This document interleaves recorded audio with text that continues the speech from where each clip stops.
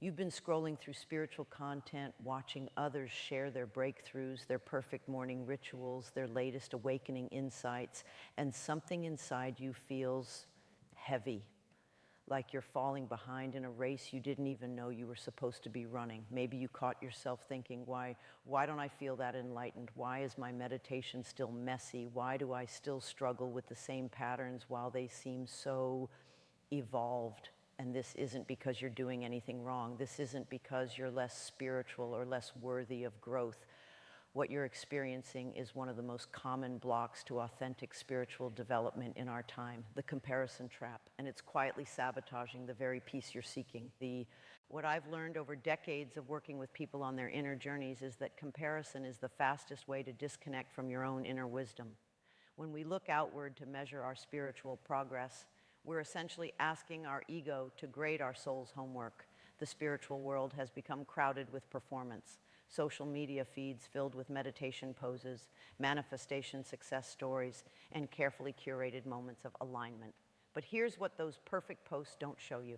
The messy Tuesday when that same person felt lost, the morning their meditation was all mental chatter, the times they questioned everything too.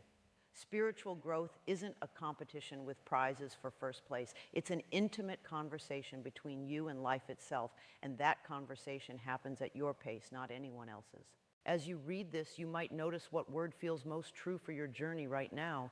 There's no need to explain. Just let whatever wants to surface simply be acknowledged. When we compare our inner experience to someone else's highlight reel, we're comparing reality to performance. We're measuring our vulnerable, honest moments against someone else's polished presentation. This creates what I call spiritual imposter syndrome. The feeling that everyone else has access to some secret spiritual knowledge that you're missing. But the truth is, there is no secret knowledge. There's only your willingness to show up to your own experience with kindness. This comparison doesn't just live in your thoughts. It creates very real sensations in your body. You might notice a tightness in your chest when you see someone sharing their spiritual breakthrough. A sinking feeling in your stomach when their life seems so much more aligned than yours feels. There's often a subtle but persistent exhaustion that comes from constantly measuring yourself against others. Your nervous system never gets to rest because it's always scanning for evidence of how you measure up. Sometimes there's a hollow feeling, like you're somehow behind or missing something essential. Your shoulders might carry the weight of spiritual perfectionism, the pressure to be further along than you are. And underneath it all, there may be a quiet grief about time past, opportunities missed, or growth that feels too slow. There is nothing wrong with you. These feelings are information, not indictment. Your body is simply responding to the impossible pressure of trying to live someone else's spiritual timeline instead of trusting your own. The shadow of spiritual comparison is obvious. It breeds inadequacy, competition, and disconnect from our authentic process. It turns the spiritual journey into another form of capitalism where worth is measured by achievements and appearances. But within this shadow lies an important gift. Your deep longing for growth and connection is real and valid. The very fact that you're drawn to spiritual content, that you care about your development, that you want to evolve, and wow, this is beautiful. The gift is learning to honor that longing without letting it become a measuring stick. What if your spiritual journey isn't about catching up to anyone, but about coming home to yourself? What if the very qualities that make you feel behind, your questioning, your struggles, your honest examination of your patterns, are actually signs of authentic spiritual engagement? There's a gentleness available here, a way of honoring your growth that doesn't require you to be anywhere other than where you are. If you're practicing self-compassion today, you might simply write gentle just for yourself.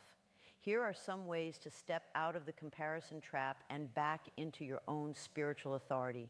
Before opening social media or consuming spiritual content, spend 3 minutes with your hands on your heart asking, how am I right now? Honor whatever arises without trying to fix it. When you notice comparison arising, write, I notice I'm measuring myself against a wow.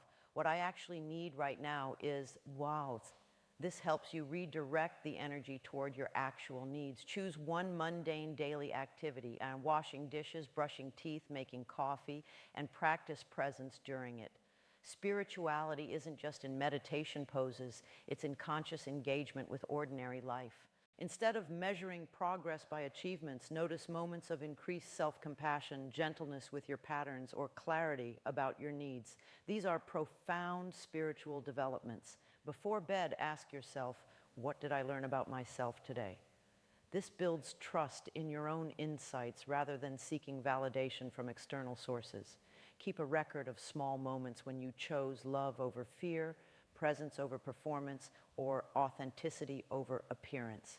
These are your real spiritual victories.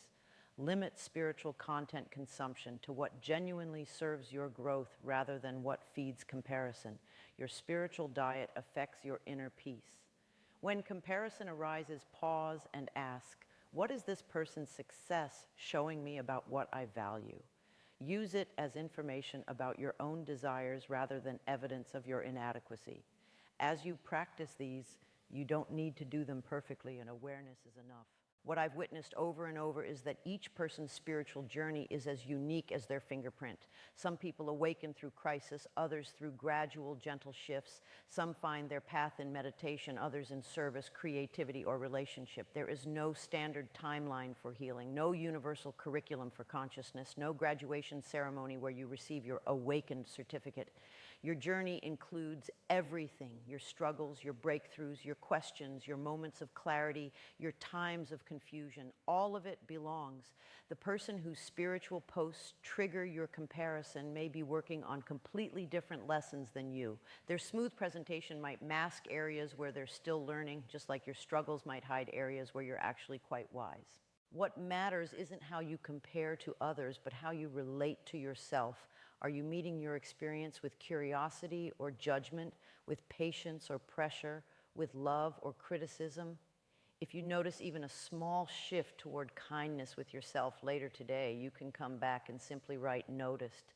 No story needed. There's a particular kind of peace that comes when you stop trying to be somewhere other than where you are. When you trust that your spiritual unfolding is happening in exactly the timing that serves your highest learning. Your questions are perfectly placed. Your struggles are perfectly timed teachers. Your pace is perfectly suited to your soul's curriculum. This doesn't mean becoming passive or giving up on growth. It means growing from love rather than inadequacy, expanding from curiosity rather than comparison, developing from your own inner prompting rather than external pressure. Your spiritual journey is not a race to the finish line. It's a dance with life itself, and you're learning the steps at exactly the right rhythm for you. What I want you to understand deeply is that the very sensitivity that makes you notice others' spiritual presentations is also your gift. You care about growth, about consciousness, about living with greater awareness. This caring is not a weakness. It's your soul calling you toward expansion. But expansion happens in seasons, like nature itself. There are times of visible growth, like spring blossoms everyone can see, and there are times of deep root development, underground work that no one witnesses but you. Both are essential, both are spiritual.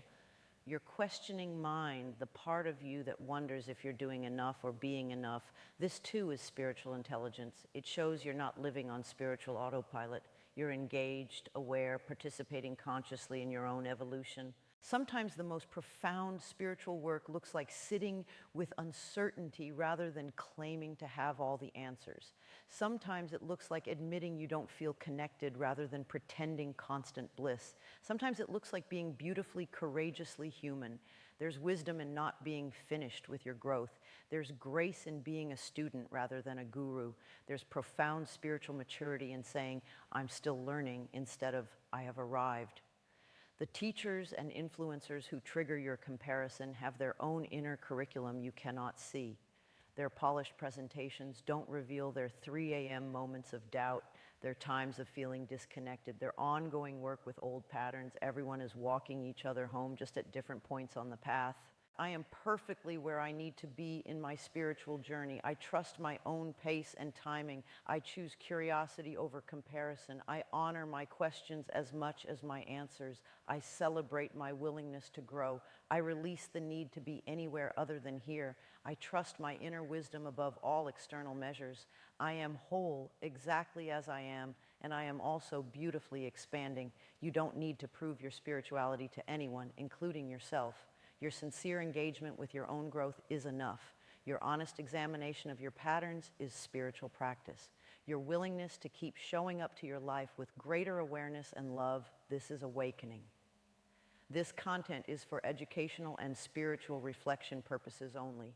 It is not a substitute for medical, psychological, legal, or financial advice.